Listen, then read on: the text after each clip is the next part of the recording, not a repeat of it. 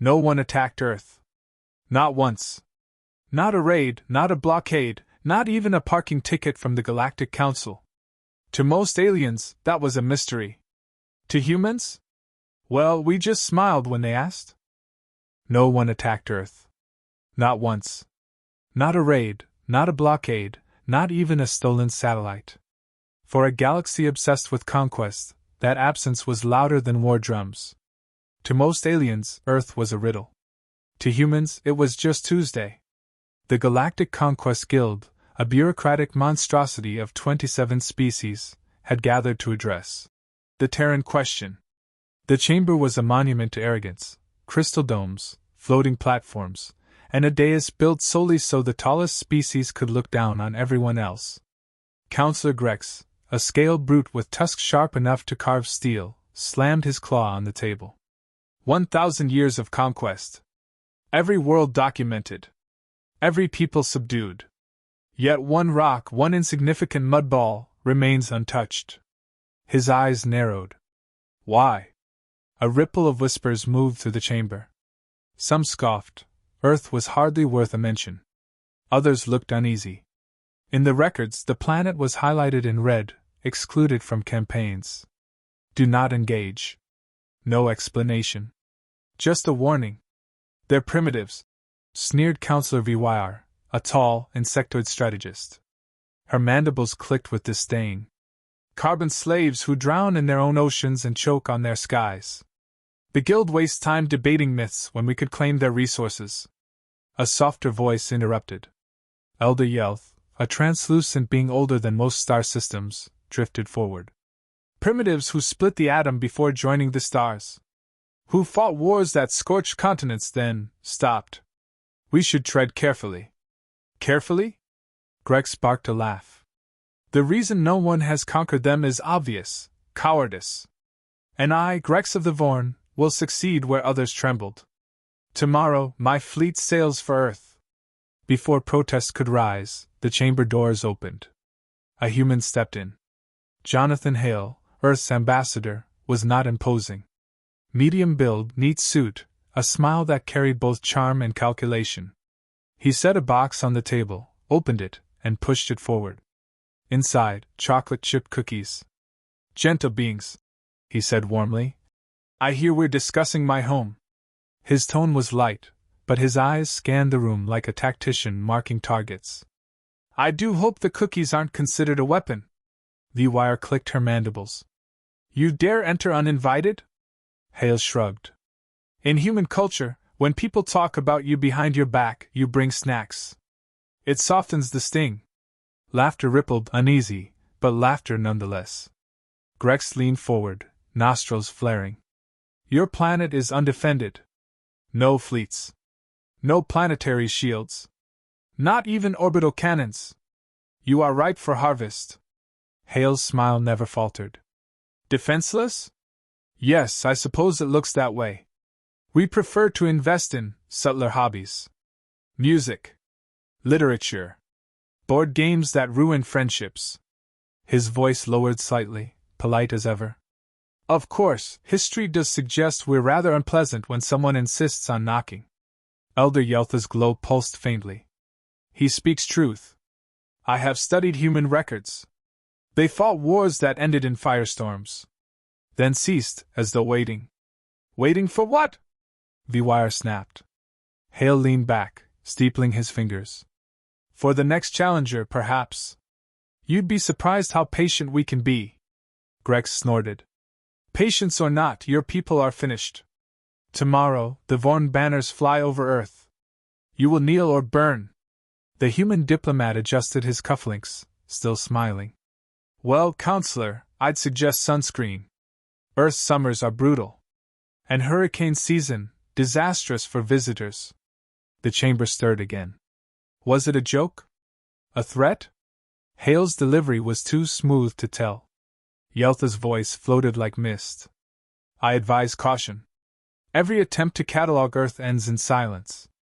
Fleets vanish. Scouts are erased. Entire records missing. Superstitions. Grex roared. I will return with your world in chains. Hale rose, gathering his cookie box. Chains, Counselor? Oh no. Humans are not fond of those.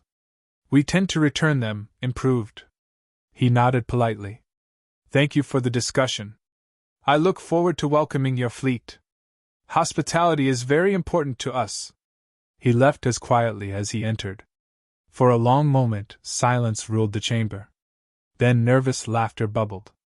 Vwire scoffed. He is bluffing. They are weak. Elder Yelth whispered, almost to himself. Perhaps. But I recall an ancient Terran proverb. Never mistake quiet for safety. The next day, Grex's fleet sailed for Earth. From orbit, the planet looked as harmless as promised. Blue seas, green continents, a scattering of satellites blinking like toys. Pathetic, Grex muttered. Prepare landing craft. His first officer hesitated. Counselor, our scouts have not returned. They are incompetent. Launch the assault. But even as the order spread, the fleet's sensors flickered. Whole ships vanished from the grid. No explosions, no wreckage, just gone. Report! Grex roared. Interference, sir, the officer stammered. Signals scrambled. Our comms are echoing. Across every screen, the same image appeared, Hale, seated in a simple chair, sipping coffee. His smile was the same as before, polite, unhurried. Good morning, Counselor, he said. I do hope the journey wasn't tiring. I'd offer you coffee, but you seem busy. Grex slammed his fist into the console. What trick is this? No trick, Hale replied lightly. Just tradition. We like to give visitors a warm welcome. Sometimes warmer than they'd prefer. His voice dipped, soft as silk. I did warn you about hurricane season. At that moment, alarms screamed across the Vorn flagship. One by one, ships flickered, systems crashing. Outside, the blue planet spun silently, unarmed, unassuming. Grex stared in disbelief. Impossible. Hale smiled faintly, lifting his cup. Defenseless, yes. But harmless? Not quite. The transmission ended. And in the silence of space, the Vorn fleet began to vanish. Grex's fleet did not return. The Vorn flagship went dark mid-transmission, the screen cutting out with Jonathan Hale's polite half-smile still hanging in the air. The chamber of the Conquest Guild erupted the next morning. Counselor Vwire slammed her chitinous fists together, mandibles clacking in irritation. Sabotage. Trickery. They hacked our channels, projected illusions. No primitive world can dismantle a fleet without firing a shot. Elder Yeltha's voice was low, vibrating with unease. Illusion does not erase ships. Records show they entered orbit. They never came back. Ships vanish in storms, in singularities, Vwire retorted. Perhaps Earth's gravity is unstable. Across the table, Ambassador Hale stirred his coffee calmly, as though none of this concerned him. Gravity is indeed unstable, he said conversationally. Just ask anyone who's tripped down a staircase. The remark earned an uncomfortable silence. Hale continued, voice smooth as velvet. But you raise an interesting point. If gravity swallowed your fleet, one wonders why it only eats those who come uninvited. He tilted his head. Selective appetites are rare in physics, though common in predators. Grex's empty chair loomed like a shadow over the council. No one spoke for a moment. Finally, Counselor Drek, a furred predator from the Yarrow, bared his teeth. If Earth wields weapons, reveal them. Show us the arsenals you hide beneath that blue sky. Hale smiled faintly. Weapons? No. At least, not in the sense you mean. We prefer preparation. Planning. It's less about the sword in hand, more about knowing exactly when the enemy blinks. Vwire hissed. Your words are riddles. And yours, Hale said gently, are excuses. While the council quarreled, reports trickled in. Vorn supply lines cut off, distress calls looping with garbled echoes, sensor logs filled with nothing but static. Entire fleets simply gone. The Guild dispatched probes. They approached Earth orbit cautiously, broadcasting encrypted scans. At first, everything looked ordinary: old satellites, weather stations, derelict junk circling aimlessly. Then the signals blurred.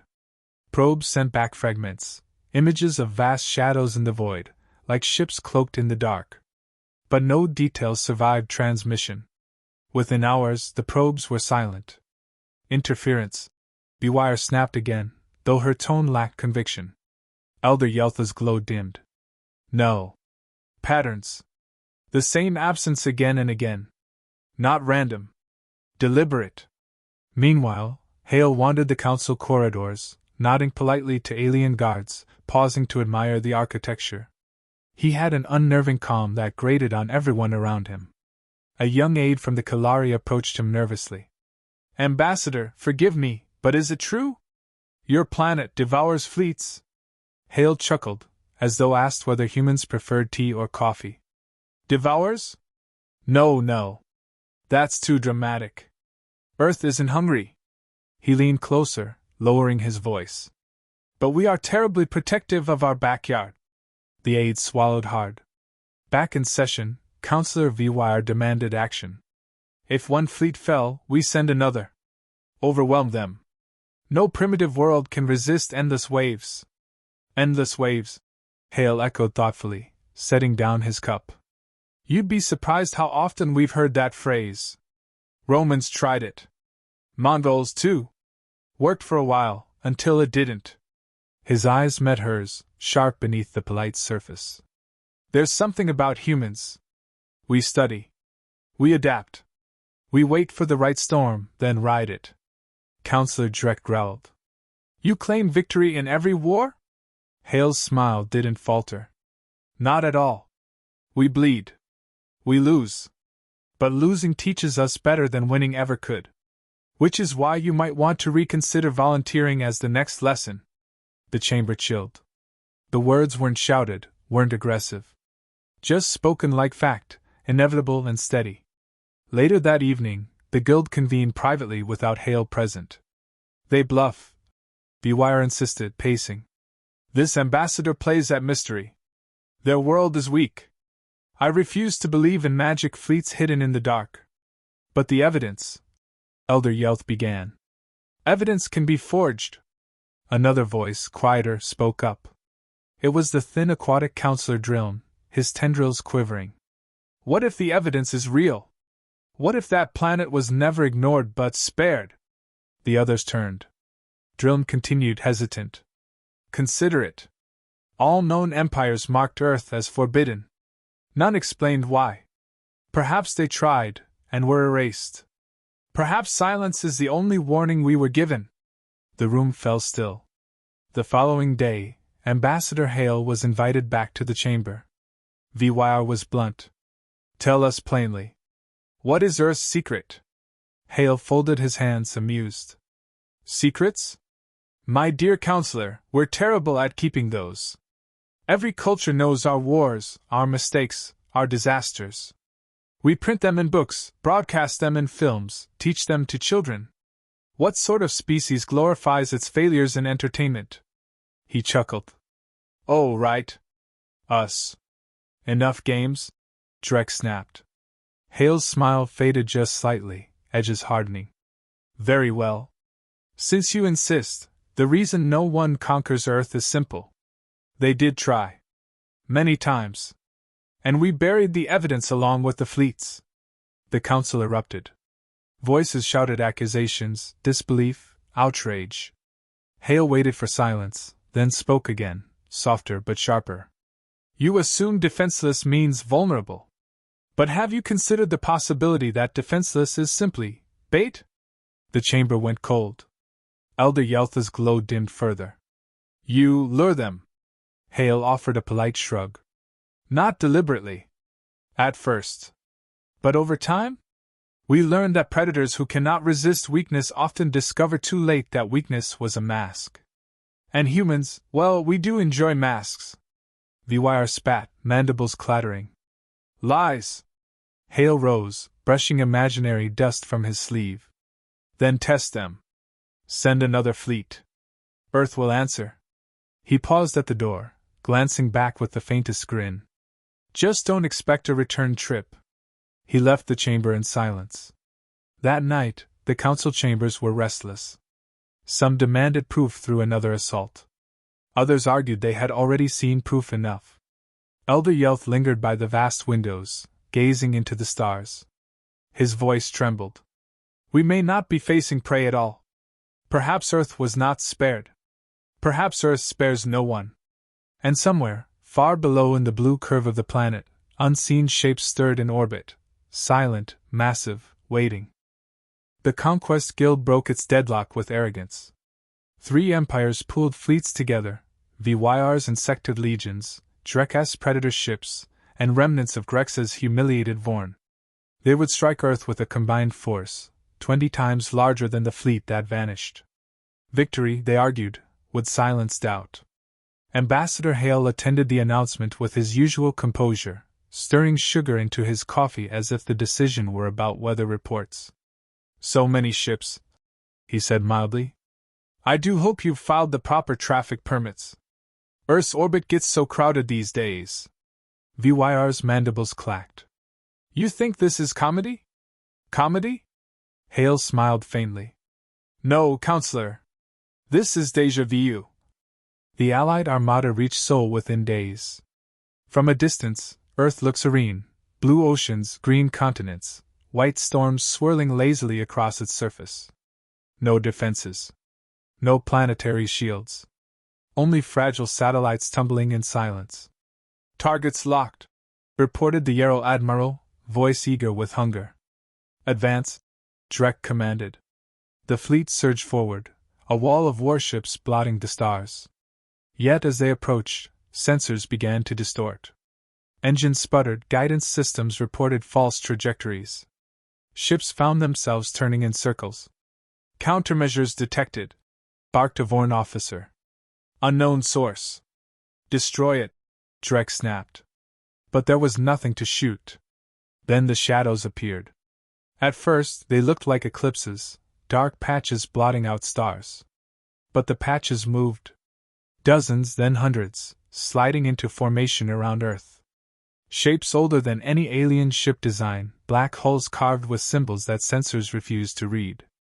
They're warships, whispered an officer. But impossible. They predate every database. The guild admirals stared in horror as the fleet encircled them. Silent. Patient. Predators in the dark. On the council floor, live feeds projected the unfolding spectacle. Aliens gasped, voices rising in disbelief. They had nothing! Vyar shrieked. No arsenals, no yards, this is fabrication. Elder Yeltha's glow dimmed like a dying star. No. These are relics, preserved. Waiting. Ambassador Hale rose, adjusting his tie. Not relics. Heirlooms. Every family has keepsakes. Ours just happened to bend physics a little. The chamber erupted. Impossible! Vyar cried. Unfair. Drek snarled through the feed. Hale's tone remained calm, conversational. Oh, I agree. We humans have never played fair. We prefer to play final. Above Earth, the Armada's admirals tried to rally. Fire! Drek bellowed. The guild ships unleashed a storm, beams, torpedoes, kinetic rounds tearing through space. Yet the human fleet did not flinch. The shadows absorbed the fire, vanishing and reappearing like ghosts. Then they answered. Not with blinding barrages, but with surgical precision. A single lance of light sliced through a Vorn battleship, splitting it in silence. Another beam disabled a carrier without damaging its escorts. Every strike was calculated, deliberate, efficient. Within minutes, dozens of guild warships floated crippled. Hundreds more scrambled in panic. Fall back! Drek roared. Regroup! But the stars themselves seemed to close in. The human fleet had them surrounded. On the council floor, silence stretched. The spectacle was undeniable. Vyar trembled, mandibles twitching. What are those ships? Hale sipped his coffee, unhurried. Old friends. Built long before your empires cared to notice us. We stored them quietly, waiting for the right time. Why hide them? Demanded another counselor. Hale's eyes glinted. Because hunters never reveal the trap until it snaps shut. Back at the battle, chaos reigned. Guild ships tried to scatter, but the void bent against them. Wormholes yawned like black mouths, spitting them back into the kill zone. Every escape became a return. "This is sorcery!" cried a Vorn captain. "No," Drek snarled, though his own voice trembled. "This is strategy." On their screens, Hale's face appeared again, calm as ever. "I did try to warn you," he said. "Defenseless doesn't mean unprepared. It just means you won't see the knife until it's already at your throat." The transmission ended, leaving the guild admirals to stare at one another in dread. In the council chamber, the panic broke into shouting. Some demanded immediate retreat from Earth's sector, others insisted on suing for peace.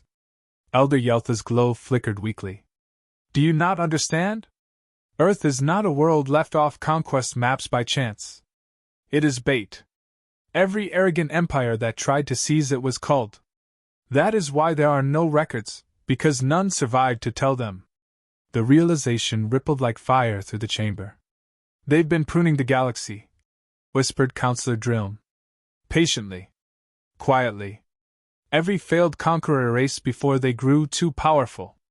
Vwire slammed her fist on the table, eyes wide with fury and fear. "Then we are already in the trap." Hale's voice came from behind them. No one had noticed him return. "Counselor," he said gently, "you only realize it when the jaws close." They turned. Hale stood calmly at the chamber's edge, his hands folded, expression polite. Yet his eyes carried a glint that silenced every voice in the hall. "Earth was never forgotten," he said softly. "It remembered you." Above Earth, the human fleet moved as one, silent as a tide, surrounding the broken guild armada. Not a shout, not a boast, not even a broadcast of triumph. Only cold precision. And every alien who watched knew the truth at last.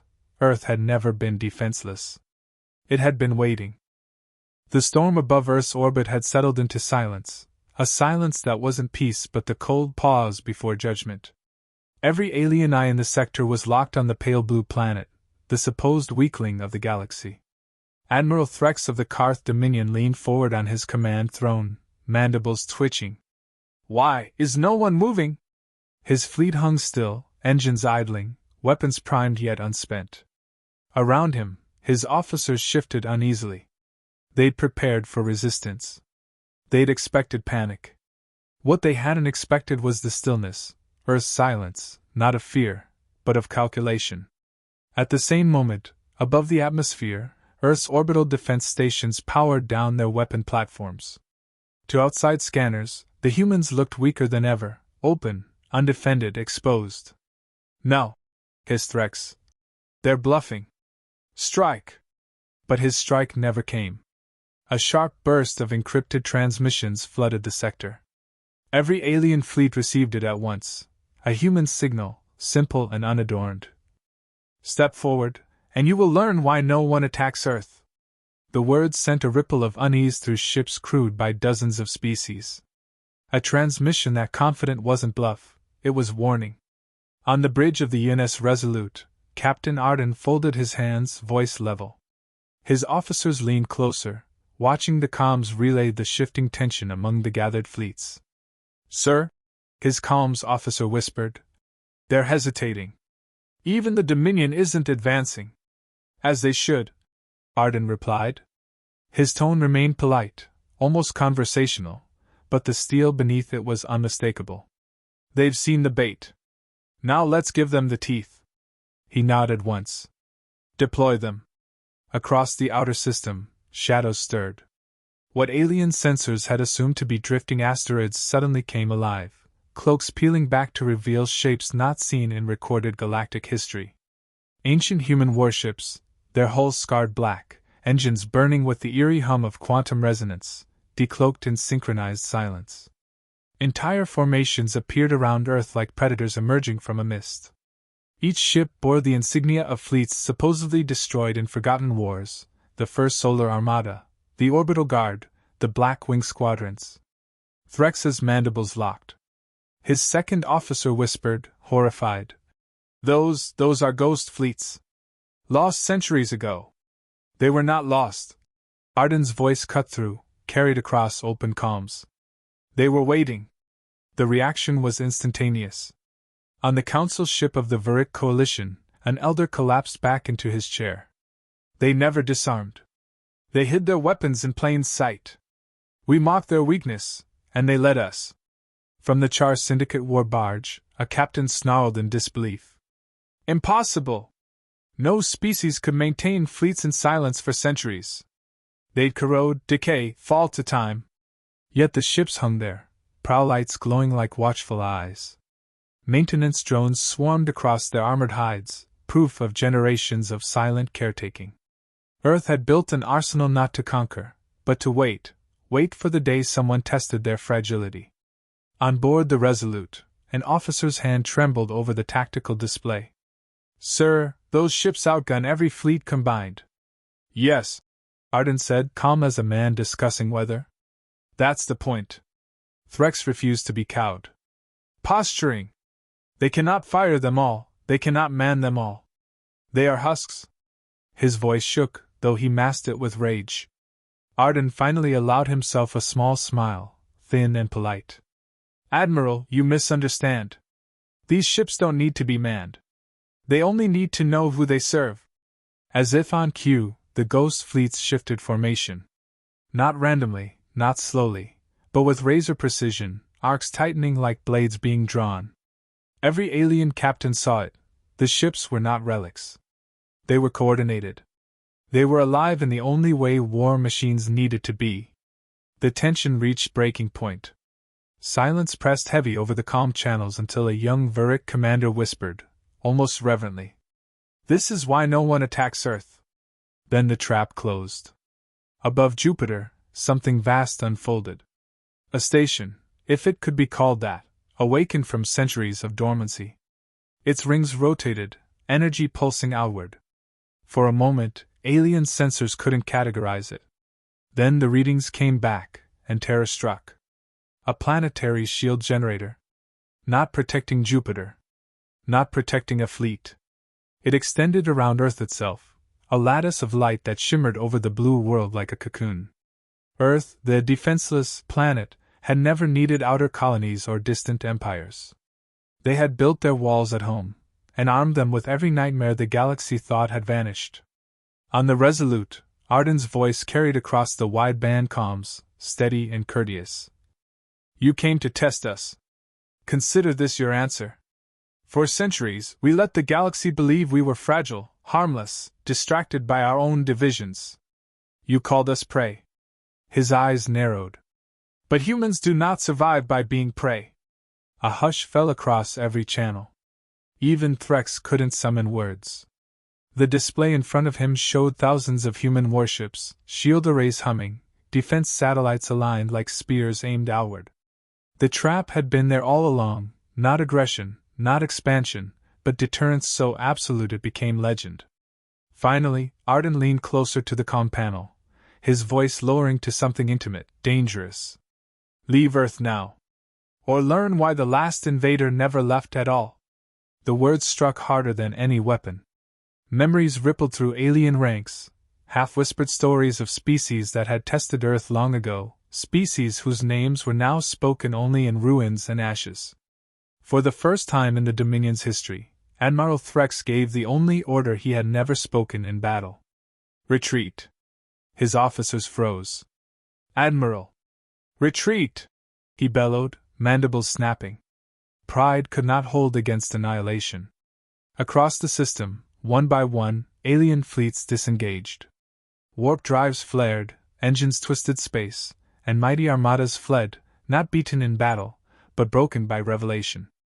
On Earth's surface, billions watched the sky through broadcast relays. They didn't cheer. They didn't roar in triumph. They simply breathed, steady and sure, as though they had always known. In orbit, Captain Arden closed his comm channel and sat back, expression unreadable. His first officer, pale, finally whispered the question none had dared ask. Sir, what if they come back with more? Arden's gaze lingered on Earth, glowing behind its shield. Then, he said softly, they'll learn what we've truly kept hidden. And with that, the great fleets of Earth turned as one, fading back into the silence from which they had come, leaving only the legend behind.